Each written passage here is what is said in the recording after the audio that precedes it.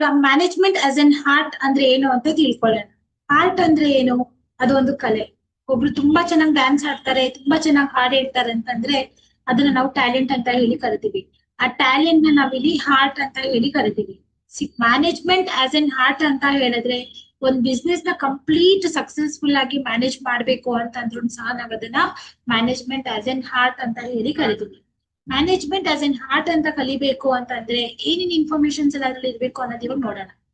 Existence of theoretical knowledge as N manager ಆಗಿ ಪ್ರತಿ ಒಂದು ಡಿಪಾರ್ಟ್ಮೆಂಟ್ ಅಲ್ಲೂ ಏನೇನ್ ನಡೀತಾ ಇದೆ, ಏನೇನ್ ಆಗ್ತಾ ಇದೆ ಅನ್ನೋಂತ ಅಷ್ಟು ಇನ್ಫಾರ್ಮೇಶನ್ಸ್ ಆಸ್ ಎನ್ ಮ್ಯಾನೇಜರ್ ಆಗಿ ತಿಳ್ಕೊಂಡಿರ್ಬೇಕು. ಅದಷ್ಟು ಈಸಿ ಅಲ್ಲ. ಆ ತರ ಟ್ಯಾಲೆಂಟ್ ಇದ್ರೆ ಮಾತ್ರ ಎಲ್ಲಾ ಡಿಪಾರ್ಟ್ಮೆಂಟ್ ನಲ್ಲೂ ಏನೇನ್ ಆಗ್ತಾ ಇದೆ ಅಂತ ಅವ್ರು ಅರ್ಥ ಮಾಡ್ಕೊಳ್ಳೋದಕ್ಕೆ ಸಾಧ್ಯ. ಅದ್ರ ಜೊತೆನಲ್ಲಿ ಒಂದಷ್ಟು ಮ್ಯಾನೇಜ್ಮೆಂಟ್ ಥಿಂಕರ್ಸ್ ನಮ್ಗೆ ಯೂನಿವರ್ಸಲ್ ಆಗಿ ಒಂದಷ್ಟು ಪ್ರಿನ್ಸಿಪಲ್ಸ್ ನ ಕೊಟ್ಟಿದ್ದಾರೆ. ಆ ಪ್ರಿನ್ಸಿಪಲ್ಸ್ ನ ಫಾಲೋ ಮಾಡೋದ್ರಿಂದ ನಮ್ ಬಿಸ್ನೆಸ್ ಏನಾಗುತ್ತೆ, ಸಕ್ಸಸ್ ಆಗುತ್ತೆ. Second point, personalised applications.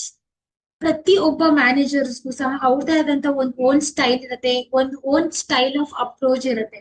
ಅದನ್ನ ಸಿಚುವೇಶನ್ಸ್ಗೆ ತಕ್ಕಂತೆ ಅವರಲ್ಲಿರುವಂತ ನಾಲೆಜ್, ಸ್ಕಿಲ್ಸ್, ಎಬಿಲಿಟಿ ಎಲ್ಲ ಯೂಸ್ ಮಾಡಿ ಆ ಸಿಚುವೇಶನ್ಸ್ ನ ಓವರ್ಕಮ್ ಮಾಡೋದನ್ನ ನಾವು ಪರ್ಸನಲೈಸ್ಡ್ ಅಪ್ಲಿಕೇಶನ್ ಅಂತ ಹೇಳಿ ಕರಿತೀವಿ. Point number 3, based on practice and creativity. ಪ್ರತಿ ಒಬ್ಬ ಮ್ಯಾನೇಜರ್ ಸಹ ಒಂದು ಕ್ರಿಯೇಟಿವಿಟಿ ಇದ್ದೇ ಇರುತ್ತೆ. ಅದ್ರ ಜೊತೆನಲ್ಲಿ ಒಂದಷ್ಟು ಅವ್ರಿಗೆ ಥಿಯರಿಟಿಕಲ್ ನಾಲೆಜ್ ಸಹ ಇರ್ಬೇಕಾಗುತ್ತೆ.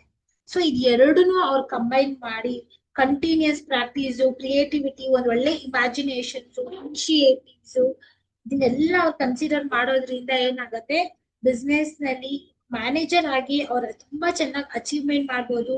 ಅಂಡ್ ಈ can expect the perfection in each and every work that is purely based on continuous practice and creativity.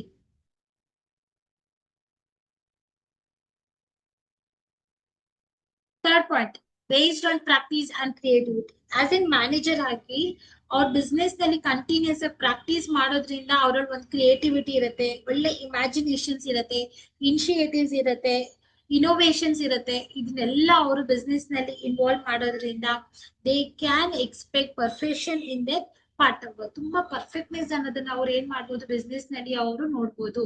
ಅದರಿಂದ ಅವ್ರ ಬಿಸ್ನೆಸ್ ನಲ್ಲಿ ಇರುವಂತ ಗೋಲ್ ನ ಅಚೀವ್ ಮಾಡೋದಕ್ಕೆ ತುಂಬಾನೇ ಅವ್ರಿಗೆ ಸಹಾಯ. ಲಾಸ್ಟ್ ಪಾಯಿಂಟ್ ಬಂದು ಗೋಲ್ ಓರಿಯೆಂಟೆಡ್ ಅಂತ ಹೇಳಿ, ಅಂದ್ರೆ ಇಷ್ಟೆಲ್ಲ ವರ್ಕು ಅವರಲ್ಲಿ ಇರುವಂತ ನಾಲೆಜು, ಸ್ಕಿಲ್ಲು, ಎಬಿಲಿಟೀಸು ಎಲ್ಲ ಅವ್ರು ಯೂಸ್ ಮಾಡ್ತಾರೆ.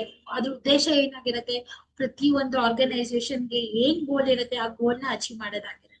ಸೊ ಇಷ್ಟೆಲ್ಲ ಕೆಲಸ ಆಗ್ಬೇಕು ಅಂದ್ರೆ ಆಸ್ ಎನ್ ಮ್ಯಾನೇಜರ್